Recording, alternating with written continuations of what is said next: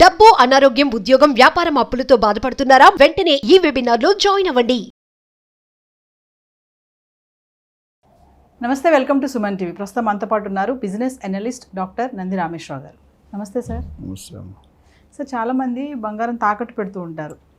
తాకట్టు పెట్టడానికి వెళ్ళినప్పుడు ఖచ్చితంగా బ్యాంక్ వాళ్ళు క్రెడిట్ స్కోర్ ఎలా ఉంది, వీళ్ళు తిరిగి మళ్ళీ చెల్లిస్తారా, ఈ ఇంట్రెస్ట్ అవన్నీ కడతారా, కట్టగలిగే సామర్థ్యం ఉందా వీళ్ళకి, ఇలాంటివన్నీ చూస్తూ ఉంటారు. అసలు మామూలుగా మనం బంగారం తాకట్టు పెట్టాలన్నప్పుడు తెలుసుకోవాల్సినటువంటి జాగ్రత్తలు ఏమైనా ఉంటాయి సార్? అసలు బంగారమే కాదండి, ఏది పెట్టినా ప్రాపర్టీ పెట్టి కూడా లోన్ తీసుకుంటారు, గోల్డ్ పెట్టి లోన్ తీసుకుంటారు, వెండి పెట్టి లోన్ తీసుకుంటారు.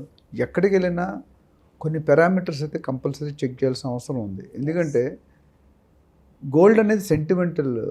చాలామంది డైవర్స్లు కూడా అయిపోతాయి. భర్త బిజినెస్ చేస్తానంటాడు, జాబ్ మానేసి. ఆ బిజినెస్కి పెట్టుబడి ఉండాలి, తక్కువ అవుతుంది. గోల్డ్ ఒక 6 కేజీ 1/4 కేజీ ఉందనుకోండి, పెట్టి దాని మీద 60-70% వరకు లోన్ ఇస్తారు. కానీ ఇవ్వరు. కొంతమంది మంగళసూత్రాల దాకా కూడా వస్తారు. అది కరెక్ట్ కాదు. ఎందుకంటే మనం చేసుకుంటే మన స్పేర్ మనీతో చేసుకోవాలి, కానీ భార్య దగ్గర లేకపోతే అమ్మ దగ్గర తీసుకొని వెళ్ళి చేయడం అది తప్పదంటే ఇవ్వాలి. కానీ బట్ అది కాకుండా ప్రికాషనరీ ఏం తీసుకోవాలంటే ఫస్ట్ ఎవరి దగ్గర అయితే మీరు పెడుతున్నారు, కొంతమంది ఇండివిజువల్గా పెడతారు, తాకట్టు అంటారు.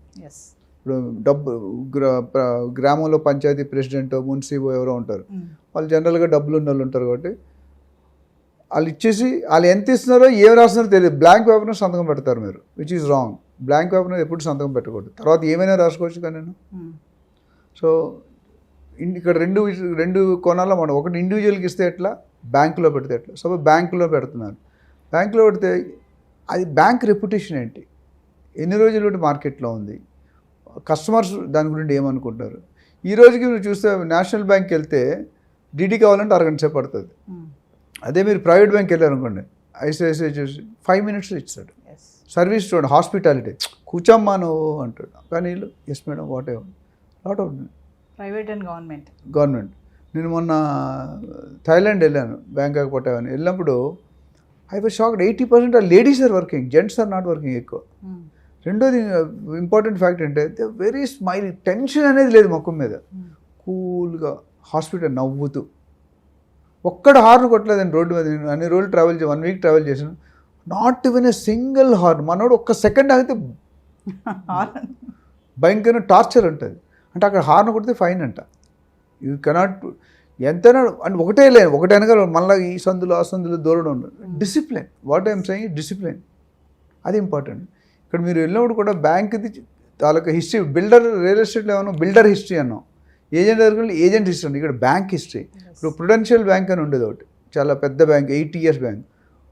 3-4% పర్ మంత్కి ఇచ్చేవాడు ఇంట్రెస్ట్. 3-4%. సంవత్సరానికి SBI 7-8% ఇస్తే మంత్కి 3-4% ఇచ్చేవాడు. అంటే డెఫినెట్గా ఆరే దీపంకి వెలుగు ఎక్కువ ఉంటుంది. ఇప్పుడు తెలుసా మీకు, ఆరే దీపం ఆరిపెట్టు ఒక్కసారి వెళ్ళిపోతుంది. అట్లా మూసే బ్యాంక్కి కథలు ఎక్కువ ఉంటాయి. So never tempt. రియాలిటీ చూసుకోండి, 4-5 బ్యాంకులు చెక్ చేసుకోండి. అన్ని బ్యాంకులు మంచివి, అన్ని బ్యాంకులు చెడ్డవే. ఇప్పుడు ఇవాళ మంచి బ్యాంకు, రేపు చెడ్డ. చార్మినార్ బ్యాంక్ పోయింది, జీటీబీ బ్యాంక్, చాలా బ్యాంకులు పోయినాయి మార్కెట్ గతంలో చూసుకుంటే. సో నేను అనేది అంటే లోన్ ఇచ్చేటప్పుడు ఫస్ట్ బ్యాంక్ హిస్టరీ చూడండి. దాని నేషనల్ బ్యాంకా, గ్రామీణ బ్యాంకా, స్టేట్ లెవెల్ బ్యాంకా, లేకపోతే వరల్డ్ లెవెల్ బ్యాంకా. ఇప్పుడు HDFC ఎక్కడ పడితే అక్కడ ఉంది, కానీ మన ఆంధ్ర బ్యాంక్ అక్కడ లేకపోవచ్చు. గ్రామీణ బ్యాంక్, కోఆపరేటివ్ బ్యాంక్స్ ఒకటి చూసుకో. ఎప్పుడు కూడా చిన్న బ్యాంకులు కూడా ఎక్కువ రేట్లు ఇస్తాయి, కానీ ఉంటుందో లేదో తెలియదు మీకు. ఈ national banks 90% government managed bank. ఇందులో ప్రైవేట్ బ్యాంక్స్ అయితే గవర్నమెంట్ బ్యాంక్స్కి వెళ్ళండి. ప్రైవేట్ బ్యాంకులు ఎప్పుడు కూడా processing fee, hidden charges, yield rate అంటాం, ఈల్డ్ రేట్ ఎక్కువ ఉంటుంది.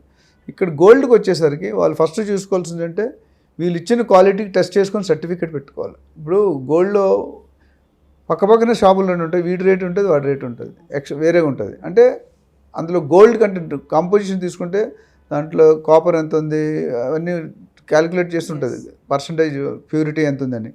ఆ టెస్ట్ పెట్టుకోవాలి మీరు. ఎందుకంటే రేపు సేమ్ డూప్లికేట్ క్రియేట్ చేయొచ్చు కదా. అండ్ డూప్లికేట్ నగలు బాగా మెరుస్తాయి, ఒరిజినల్ కంటే బాగా. పట్టు చీర ఉందా, పట్టు చీర ఒరిజినల్ పట్టు ఎప్పుడు మెరదు మీరు చూడండి, కానీ డూప్లికేట్ అంటే బాగా తల మెరుస్తుంటుంది. మనం మెరిసింది కొనుక్కుంటే మోసపోయినట్టే. అదే ఒకటి నేను ఎప్పుడు తీసుకోలేదు, అవసరం లేదు, దేవుడి వల్ల. ఎవరైనా పెట్టుకొని అవసరం ఎంత అసలు ఈఎంఐ లేకపోవడం మంచిది, ఉంటే తలకాయ నొప్పే. ఒకవేళ కంపల్సరీ చదివించాలి, మా అమ్మాయి పెళ్లి చేయాలనుకుంటే ఏదో చేయాలనుకుంటే పెట్టి first you should have testing certificate. మీరు మార్కెట్లోకి వెళ్తే సమ్ ఫ్యూ రూపీస్ తీసుకొని మెషిన్స్ వచ్చాయి. ఆ ఆర్నమెంట్ అక్కడ పెడితే ఎంత పర్సంటేజ్లో ఉంది ఏముంది అనేది మీకు క్లారిటీగా ఇస్తాడు. అది ఉండాలి ఒకటి. రెండోది బ్యాంక్ రెప్యుటేషన్లో చూసుకోవాలి. మూడోది మీరు పెట్టే లోన్కి ఎంత పర్సంటేజ్ ఇస్తున్నాడు, 50 ఇస్తున్నాడా 60? ఎందుకంటే మీరు ఎప్పుడైనా ఓల్డ్ గోల్డ్ ఎక్స్చేంజ్ చేస్తే మీకు 100%. మనం కొనేటప్పుడు ఏమంటాడు 100 వెయిట్ టు వెయిట్ అంటాడు. కానీ అక్కడ లాస్ ఏంటి తెలుసా? చాలామంది, నేను మా ఇంట్లో కూడా చెప్తాను, ఎప్పుడైతే ఫ్యాషన్ డిజైన్ మారిపోతుంది కాబట్టి కొత్తది కావాలి ఆడవాళ్ళకి. మన ట్రెండ్, మగవాళ్ళకి ఒక ట్రెండ్ అయితే ఆడవాళ్ళకి ఒక ట్రెండ్. గోల్డ్ ఇప్పుడు ఇవాళ కొనుక్కున్న 2 years వాడతారు, ఒక 20 ఫంక్షన్కి వెళ్ళారు, తర్వాత ఫంక్షన్ రోజు ఇదే వేసుకుంటే బోర్ కొట్టే ఎక్స్చేంజ్ చేసినప్పుడు ఆ వేస్టేజ్ అనేది లాస్. మనకి 100% ఇస్తాడు, బట్ 25% 20% వేస్టేజ్ చేస్తాడు. ఆ వేస్టేజ్ ఎవరు పోతే మనమే కడుతున్నాం. అంటే యూఆర్ గివింగ్ 20% మోర్. సో కొన్ని మీరు తీసుకునేటప్పుడు పర్సంటేజ్ లోన్ ఎంత ఇస్తాడు, ఇంట్రెస్ట్కి రేట్ ఎంత వేస్తున్నాడు. తొందరలో ఇచ్చేకూడదు. మనకి అవసరం ఏమంటే ఇచ్చేసి ఏదో సంతకం అలా పెట్టకండి. గో కూల్లీ టైం స్పెండ్ చేయండి. ఓ 2-3 బ్యాంకులు, 2 ప్రైవేట్ బ్యాంకులు అడగండి, 2 గవర్నమెంట్ బ్యాంకులు అడగండి, కంపేర్ చేసుకోండి. ఎందుకంటే 0.05% కూడా చాలా వేరియేషన్ వచ్చేస్తుంది. సపోజ్ నువ్వు 1 kg గోల్డ్ పెట్టావు అనుకోండి, ఎంత వేరియేషన్ వస్తుంది? 0.5%లో చాలా తేడాలు వస్తాయి. సో యూ షుడ్ నో ఎంత టైం పీరియడ్ ఏంటి.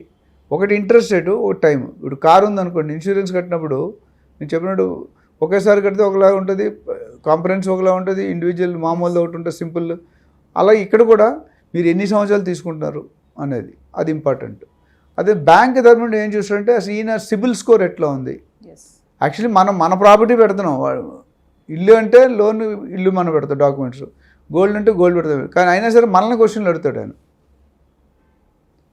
ఇప్పుడు నేను రీపేమెంట్, మెయిన్గా లోన్ ఈఎంఐ ఇచ్చాడు, బ్యాంక్ వాళ్ళు ఏం చూసుకుంటారు, రీపేమెంట్ అంటే ఇన్కమ్ ఎక్కడ ఉంది. ఇప్పుడు గోల్డ్ పెట్టేసరికి తీసుకుంటాం, నీకు ఇన్కమ్ లేకపోతే ఎట్లా కడతాం? సపోజ్ యువర్ శాలరీ 50,000 రూపీస్, మీ హస్బెండ్ 50,000లో నీకు 40,000 ఖర్చు అయిపోతుంది కదా. ఆల్రెడీ నీకు ఒక లోన్ ఉంది, దాని 10,000 కడతాం. మరి ఇక్కడ ఎక్కడ కడతావు? సో వాళ్ళకి ఇవ్వకపోవచ్చు. మన గోల్డే, బట్ 100% ఇవ్వడు, దాని మీద 50, 60, 70 డిపెండింగ్ ఆన్ ద టర్మ్స్ పెట్టి ఇస్తారు. ఆ పాయింట్ చూసుకోవాలి. బ్యాంక్ వాళ్ళు ముఖ్యంగా చూసుకునేది నీ ఓన్ హౌస్ ఉందా, రెంటల్ ఇన్కమ్ ఉందా, అగ్రికల్చరల్ ఇన్కమ్ ఉందా, ఇవన్నీ కూడా చూసుకోవాల్సిన అవసరం ఉంది. చూసుకొని మీకు సిబిల్ రేట్ చూసుకొని, సిబిల్ స్కోర్, నేను బ్యాంక్ లోన్ తీసుకున్నాను, నాకు 48 అవర్స్లో లోన్ ఇచ్చింది. నా సిబిల్ స్కోర్ 875 ఉంది, 900లో 650, 700 ఉంటే కానీ ఇవ్వరు. చాలామంది క్రెడిట్ కార్డు వల్ల డిఫాల్ట్ అయిపోతున్నారు. నేను లైఫ్ టైంలో క్రెడిట్ కార్డు వాడలేదు, నా అదృష్టం. అసలు వాడలేదు ఇంతవరకు, నాకు క్రెడిట్ కార్డే లేదు. చాలామంది ఫోన్ చేస్తారు, మీ బాగుంది ప్రొఫైల్ ఇస్తాను, ఆడిస్తాడని మన లేడీస్కి స్వైప్ చేస్తూనే ఉంటారు. కార్డు హస్బెండ్ అక్కర్లేదు. ఇప్పుడు ఓలా వచ్చిన తర్వాత, ఫోన్లు వచ్చి, స్విగ్గీ వచ్చిన తర్వాత ఫుడ్ అక్కర్లేదు. హస్బెండ్ నువ్వు వస్తే రాకపోతే ఇంకా మంచిది, కార్లు రాకపోతే ఇంకా మంచిది, రాకపోతే ఇంకా వచ్చే తిడుతుంటాడు, మళ్ళీ అవన్నీ ఉంటాయి. Sir in case loan default అయితే? లోన్ డిఫాల్ట్ అయితే no it's bank final call. ఎందుకంటే వాళ్ళు కూడా కొన్ని రూల్స్ ఉన్నాయండి. ఎంతవరకు మీరు సపోజ్ మీరు పెట్టిన గోల్డ్ క్వాంటిటీ ఎంత పెట్టారు, దాని వాల్యూ ఎంత, మీరు తీసుకున్న లోన్ వాల్యూ ఎంత, ఎంత ఈఎంఐ కట్టారు, మిగిలింది ఎంత, అది రికవరీ చేసుకుంటారు. అందులో ఎటువంటి డౌట్ లేదు. అంటే సెకండ్ ఒపీనియన్ లేదు. బికాజ్ వాళ్ళ డబ్బులు వాళ్ళు రికవరీ చేసుకోరు కదా. ఫర్ ఎగ్జాంపుల్ నేను రియల్ ఎస్టేట్లో ఏమవుతుందో చెప్తే మీకు అర్థమవుతుంది. రియల్ ఎస్టేట్లో ఒక ఇల్లు మీరు ₹1,00,00,000 పెట్టి ఫ్లాట్ కొనుక్కున్నారు, 20 లక్షలు మీరు ఇచ్చారు, 80 లక్షలు లోన్ తీసుకున్నారు, 20 సంవత్సరాల లోను, 10 సంవత్సరాలకి ఇంకో 30 లక్షలు కట్టారు, 30-40 లక్షలు కట్టారు. మీరు కట్టింది 20, 30 లక్షలు మీరు కట్టారు, ఇంకా 50 లక్షలు ఉంది. అప్పటికి ఆ ఫ్లాట్ వాల్యూ 1.5 crores అవ్వచ్చు. ఆయనకి ఇవ్వాల్సినంత 50 లక్షలు, ఆయన ₹1,00,00,000 అమ్మేస్తాడు, లేదా 80 లక్షలు అమ్మేస్తాడు. మీకు రైట్స్ ఉండవు. అందుకని ఓనర్ సంతకం అడుగుతారు. ఇప్పుడు బిడ్డింగ్ అని బ్యాంక్ ఏంటంటే ఆప్షన్ పెడతారు. ఆప్షన్ పెట్టినట్టు ఎవడు ఎక్కువ రేట్ ఇస్తే వాడికి ఇచ్చేస్తాడు. He will not go as per the market rate. అదే మనం అమ్ముకొని చేసుకుంటే మనం అప్రిషియేషన్ అది కావాలి కదా. నువ్వు ₹1,00,00,000 కొంటే 10 సంవత్సరాల తర్వాత దాని వాల్యూ అయితే పెరుగుతుంది కదా, అంటే 50% పెరుగుతుంది. సో అది లాస్ అవుతుంది. సో వాల్యుయేషన్ దాని రూల్స్ స్పెసిఫిక్గా ఫిక్స్ చేసి ఉన్నాయి. ఆ రూల్స్ బట్టి మీరు కట్టుకుంటూ ఉన్నారంటే మీకు లాసే, మీరు అనుకున్న దానికంటే ఎక్కువ లాస్ అవుతుంది. బంగారం తాకట్టు పెట్టడం అనేది సేఫే అంటారా సార్ అసలు? అంటే అది $1 million క్వశ్చన్. సేఫ్ అంటే ఇప్పుడు బెగ్గర్స్ కెనాట్ బి చూజర్స్ అని ఒక సామెత ఉంది. Beggars cannot be choosers. జూబ్లీహిల్స్లో చెక్ పోస్ట్ ఎవరో చెప్పారు, beggars association president 30 crores collection అయిందంట 1 yearకి, ఓన్లీ బెగ్గర్స్. అది ఎందుకంటానంటే మనకు అవసరం ఉన్నప్పుడు అవన్నీ ఆలోచించాం. అవసరమే ఆలోచన నేర్పుతుంది, రైట్? ఇక్కడ ఆ స్టేజ్ దాటిపోయి మనం తీసుకోకపోతే you will be in problem. అయితే వాడు ఇల్లు కబ్జా చేస్తాడు, లేదా కొడతాడో తిడతాడు, ఏదో జరుగుతుంది, కారు ఎత్తుకెళ్తాడు. సో ఆప్షన్ ఉన్నప్పుడు అయితే మాత్రం ఫస్ట్ ఐ సజెస్ట్ ప్లాన్ చేసుకోవాలండి. ఇన్కమ్ ఎప్పుడు కూడా ప్లాన్ చేసుకోవాలి. ప్లాన్ చేసుకొని మనం ఏంటంటే డబ్బులు లేకుండా హడావిడిగా చేస్తాం. నాకు ఒక ఫ్యామిలీ తెలుసు, ఆయన మంత్లీ ఇన్కమ్ 50,000, 3 కూతుర్లు, 2 కూతురు పెళ్ళయింది, 3వ కూతురు రిటైర్ అయిపోయాడు, పెన్షన్ అంతా 10,000 15,000 వస్తుంది. ఆయనకు పెద్ద ₹1,00,00,000 పెట్టి పెళ్లి చేశాడు. ఎక్కడి నుండి వచ్చాయి? ఇప్పుడు తినడానికి తిండి లేదు. సో మనకు ఉన్న లిమిట్స్, కొన్ని లైబిలిటీస్ పెంచకూడదు, అసెట్స్ పెంచుకోవాలి. లైబిలిటీ కారు కొనుక్కోవడం లైబిలిటీ, అసెట్ అంటే లైబిలిటీ.